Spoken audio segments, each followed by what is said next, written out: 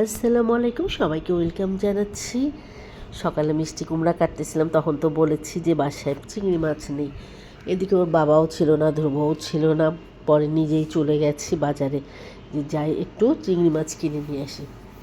তো চিংড়ি মাছ কিনতে যে এত ভালো ভালো মাছ পেয়েছে আজকে বাজারে। বড় বড় বেশ গুলশা ট্যাংরা, যেটা সাতক্ষীরা, ওই ট্যাংরা মাছ পেয়েছি। পরে ওই ট্যাংরা মাছ নিয়েছি। তারপরে হচ্ছে চিংড়ি মাছের দেখলাম বড়টা হচ্ছে 1100 টাকা করে কেজি, আর ছোটোগুলো ওরকম 800 টাকার নিচে নেই। ভাবলাম ছোটোগুলো কেন নিব, বড়গুলোই নেই, ধ্রুবও খেতে পারবে আর আমরাও খাবো। তো ওই বড় চিংড়ি মাছ নিয়ে আসছি। আর কাচকি মাছ না, সরি, আজ অনেক দিন ধরে আমার মনে হচ্ছে একটু ছোটো মাছের চচ্চড়ি খাই। সাধারণত খাওয়া হয় না, ছোটো মাছ আনাও হয় না, অনেক সময় দেখা যায় যে বাজারে ওঠেও না। তো আজকে পেয়েছিলাম।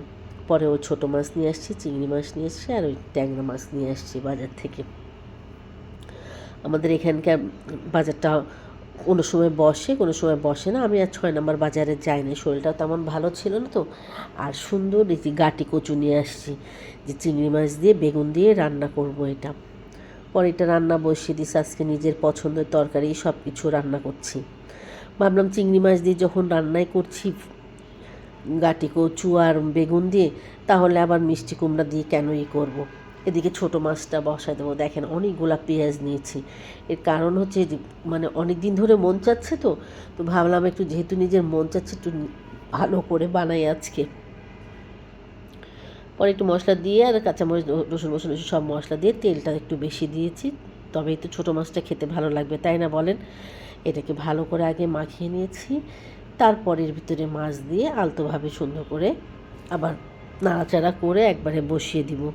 এই যে এবার আলতোভাবে মাখাইতেই আসি।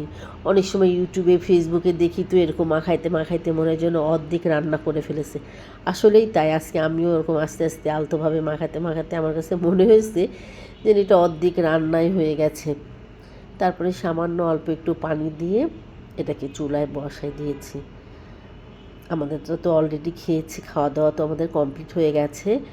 যেদিকে বেগুনটাও দিছি, এত মজা হয়েছে ছোটো মাছটা। আজকে সব কিছুই বেশ মজা হয়েছে, মনোযোগ সহকারে রান্না করেছি। আর এই রান্নাটা কিন্তু, এই খাবারটা আমাদের সবার পছন্দ, বেগুন কচু চিংড়ি মাছে। আমাদের বলতে আমার বাপের বাড়ি, ভাই বোন, আমার আম্মা, এদের আমাদের অনেক পছন্দ। এটা আমরা রুটি দিয়ে খেতেও খুব পছন্দ করি, এই বেগুন আর কচুর তরকারিটা খুব মানে খুবই ভালো লাগে। তারপরে চচ্চড়িটাও এদিকে ধনেপাতা ছিল ফ্রিজে, ওটা একটু ধুয়ে দিয়েছি। পরে পুরোপুরা মতো এক পাশে হয়ে গেলে আরেক পাশে দিয়ে অসাধারণ টেস্ট হয়েছে খেতে, এক কথায় যেটা বলে। তারপরে মিষ্টি কুমড়া পালা আসছে, যে কারণে চিংড়ি মাছ আনতে গিয়েছিলাম, তার ভিতরেই চিংড়ি মাছ দিয়ে এটা ভাজি করেছি, পাঁচফোড়ন দিয়ে পেঁয়াজ দিয়ে ভাজি করলেও সত্যি ভালো লাগে, খুব খুব মজা হয়েছিল বেশ, আলহামদুলিল্লাহ।